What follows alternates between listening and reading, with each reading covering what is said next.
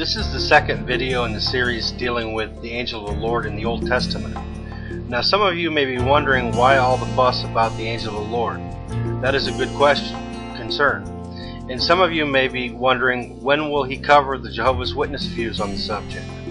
I will cover these in depth at a later time. What we are doing here is foundational, because if it can be shown that there is more than one person which is called Yahweh, if we can establish that there are at least two persons that are called Yahweh, then it will make the case for the Trinitarian view in the New Testament that much clearer. In this section we will explore another such passage. This one is in the book of Judges chapter 13. I felt it necessary to read most of the passage to give the viewer the full context. The discussion of the key points will be toward the end as stated in the main video. Okay, in the last video we talked about Exodus 3 and how the angel of the Lord was linked with the God of the patriarchs, the God of Abraham, Isaac, and Jacob. In this passage we're going to look in Judges 13 and see what's said about the angel of the Lord in this passage as relating to Yahweh. Now first, when we do this, we're just going to read the whole passage first and make the comments later, otherwise the video might go too long. Okay, so we come up here. Now the sons of Israel did evil in the sight of the Lord, so that the Lord gave them to the hands of the Philistines for 40 years. There was a certain man of Zorah of the family of the Danites, whose name was Manoah, and his wife was barren and had borne no children. Then the angel of the Lord appeared to the woman and said to her, Behold, now you are barren and have borne no children, but you shall conceive and give birth to a son. Now therefore be careful not to drink wine or strong drink, nor eat any unclean thing. For behold, you shall conceive and give birth to a son, and no razor shall come upon his head. For the boy shall be a Nazarite to God from the womb, and he shall begin to deliver Israel from the hands of the Philistines. Now this is talking about Samson, who most Sunday schoolers or most people who go to church would know about that story. Okay, now we get into Manoah's wife talking about who she met. Okay, in verse 6, Then the woman came and told her husband, saying, A man of God came to me, and his appearance was like the appearance of the angel of God, very awesome. And I did not ask him where he came from, nor did he tell me his name. But he said to me, Behold, you shall conceive and give birth to a son. And now you shall not drink wine or strong drink, nor eat any unclean thing, for the boy shall be a Nazarite to God from the womb to the day of his death. Then Manoah entreated the Lord and said, O Lord, please let the man of God whom you sent come to us again, that he may teach us what to do for the boy who is to be born. God listened to the voice of Manoah, and the angel of God came again to the woman as she was sitting in the field. But Manoah, her husband, was not with her. So the woman ran quickly and told her husband, Behold, the man who came the other day has appeared to me. Then Manoah arose and followed his wife, and when he came to the man, he said to him, Are you the man who spoke to the woman? He said, I am. Manoah said, Now when your words come to pass, what shall be the boy's mode of life and his vocation? So the angel of the Lord said to Manoah, Let the woman pay attention to all that I said. She should not eat anything that comes from the vine, nor drink wine or strong drink, nor any unclean thing. Let her observe all that I commanded. Then Manoah said to the angel of the Lord, Please let us detain you, so that we may prepare a young goat for you. The angel of the Lord said to Manoah, Though you detain me, I will not eat your food, but if you prepare a burnt offering, then offer it to the Lord. For Manoah did not know that he was the angel of the Lord. Manoah said to the angel of the Lord, What is your name, so that when your words come to pass, we may honor you? But the angel of the Lord said to him, Why do you ask my name, seeing it is wonderful? So Manoah took the young goat with the grain offering and offered it on the rock to the Lord. And he performed wonders while Manoah and his wife looked on. For it came about when the flame went up from the altar toward heaven, that the angel of the Lord ascended in the flame of the altar. When Manoah and his wife saw this, they fell on their faces to the ground. Now the angel of the Lord did not appear to Manoah or his wife again. Then Manoah knew that he was the angel of the Lord. And this is the section that we really need to pay attention to. So Manoah said to his wife, "We will surely die, for we have seen God." Okay, who had they seen?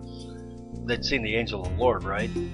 But his wife said to him, "If the Lord had desired to kill us, he would not have accepted a burnt offering and a grain offering from our hands, nor would he have shown us all these things, nor would he have let us hear things like this at this time."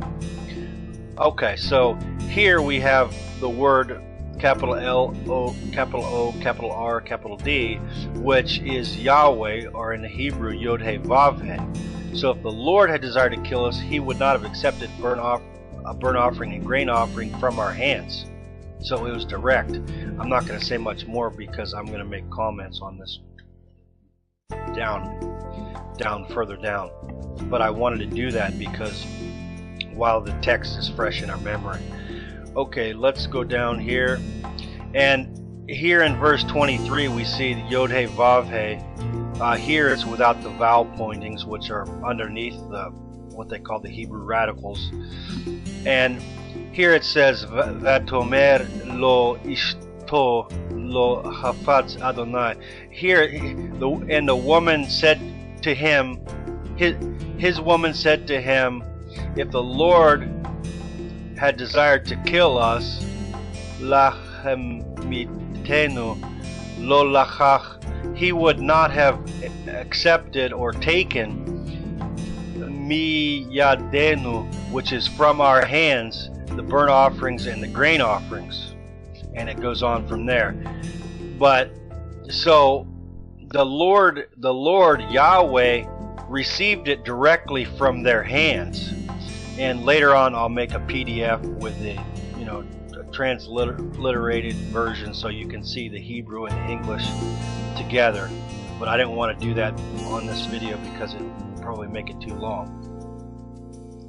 Okay, so here we have the story of the birth of Samson. There are so many points to cover in this story. Let's start. In verse 3 we see that the angel of the Lord appears to the wife of Manoah.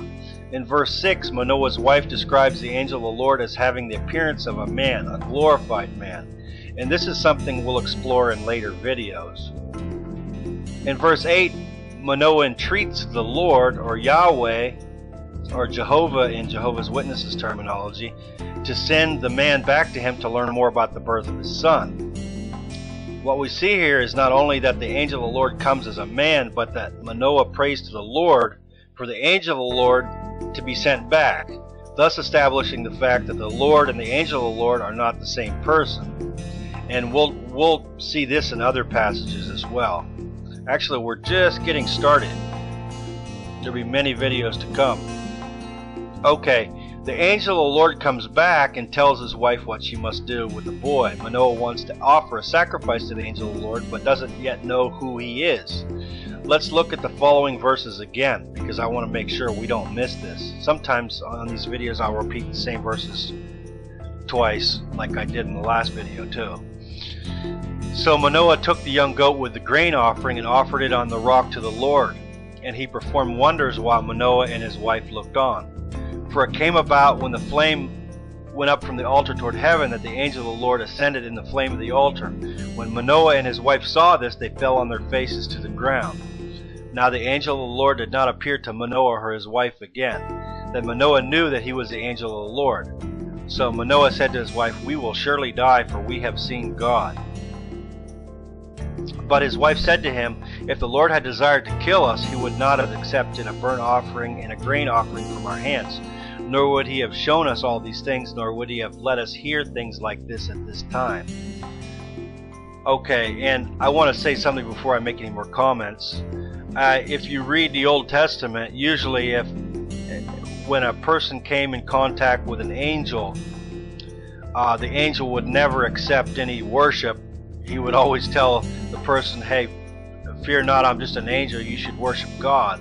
And we'll look at some of those passages in another video. But okay, I want to say that. Now we will move on to a little bit more comments and questions, actually, things that you might ask yourself The question that needs to be asked here is, who showed Manoah and his wife all these things, and what was their response to it? One might argue that the Lord in heaven did all these things, but it doesn't fit the context. It is evident that verse 23 refers to the wonders the angel of the Lord did in verse 19, and he performed wonders while Manoah and his wife looked on. Who did? God the Father in New Testament terminology, or evangelical terminology? No, it was the angel of the Lord. What was their response in verse 22 to seeing the angel of the Lord face to face? So Manoah said to his wife, "We will surely die, for we have seen God." And no one in the Old Testament had ever died from seeing an angel, a regular angel. Notice that in verse 23 the Lord received the offerings from their hands. That means directly. It's not like a person on the earth offers a prayer to God and God receives it in heaven. This was a direct offering. This is the same person who had shown them all the wonderful things. Furthermore, what God did they see? Who are they afraid of here? They are afraid of the angel of the Lord because they recognized him as God. Try and name one Old Testament passage where looking on a regular angel causes death. Okay, further comment, verse 23 is very telling. Manoah's wife responds that if the Lord wanted to kill them, he would have. She links the angel of the Lord with the Lord himself. And of course, here again, I want to remind listeners that, or viewers, that capital L, capital O, capital R, capital D is Yahweh, or Yod-He-Vav-He in the Hebrew text. So she links the angel of the Lord with the Lord himself because the Lord, Yahweh, received the offerings from their hands. The offering was direct and immediate. It is also significant that the angel of the Lord rose up to heaven in the flames of the altar, meaning that he was intimately involved in the offerings. Meaning he was there and then he received them and then went to heaven. Who then were God's people of seeing face to face? This reminds the reader of God's instruction to Moses on Mount Sinai about the dangers of seeing the Lord, Yahweh, in Exodus 19. And we'll read that and make a few comments, and then we'll be finished. The Lord came down on Mount Sinai to the top of the mountain, and the Lord called Moses to the top of the mountain, and Moses went up. Then the Lord spoke to Moses, "Go down, warn the people, so that they do not break through to the Lord to gaze, and many of them perish. Also let the priests who come near to the Lord consecrate themselves, or else the Lord will break out against them." Okay, what this passage in Judges reaffirms is that the angel of the Lord came to Manoah's wife in the form of a man, something that would never be predicated of God the Father in the New Testament. Nevertheless, the angel of the Lord here is fully recognized as being the Lord, or Yahweh, by Manoah's wife. If her assumption were wrong, that the angel of the Lord was Yahweh, I think it would be justified for the biblical text to speak out against such an assertion. Okay, there are many other instances in the Old Testament of the angel of the Lord being given the exact name of Jehovah or Yahweh. And on the next video, we're going to look at Jeremiah 23:5 and 6 and other passages. So stay tuned for the next video. Thanks for watching. Bye-bye.